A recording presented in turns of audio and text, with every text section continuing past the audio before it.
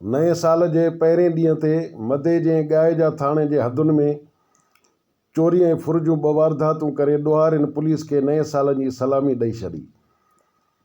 उन ॾस में ॿुधायो पियो वञे त मधे जी थाणे जे बिल्कुलु भरिसां नामालूम हथियारबंद कराची स्टूडेंट बिरयानी सेंटर जे मालिक सखावत पंजाबीअ जे दुकान में सुतल 4 ॼणनि खे हथियारनि जे ज़ोर ते यरगमाल बणाए सख़्तु तशदुद करण बैदि दुकान में पयल 1.5 लाख रुपया रोक रक़म, 5 टच मोबाइल फ़ोनूं, बैटरी, UPS ऐं ॿियो क़ीमती सामान फुर करे आसानीअ सां फ़रार थी विया।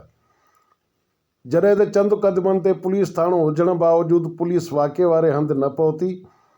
उन मौक़े ते कराची बिरयानी जे मालिक सखावत ॿुधायो त मधे जी शहर अंदरि चोरी ऐं फुर जूं वारदातूं रोज़ जो मामूल बणियल आहिनि। हिन ॿुधायो त नामालूम 10 हथियारबंदनि जो टोलो हथियारनि जे ज़ोर ते दुकान में दाख़िल थी असां 4 ॼणनि मथां तशदुद करे यरगमाल बणाइण बैदि 1000 रुपया रोक रक़म ऐं 5 टच मोबाइल फ़ोनूं फुर करे फ़रार थी विया। मधे जी थाणे जो नओं आयल SHO रुॻो थाणे ताईं महदूद बणियल आहे।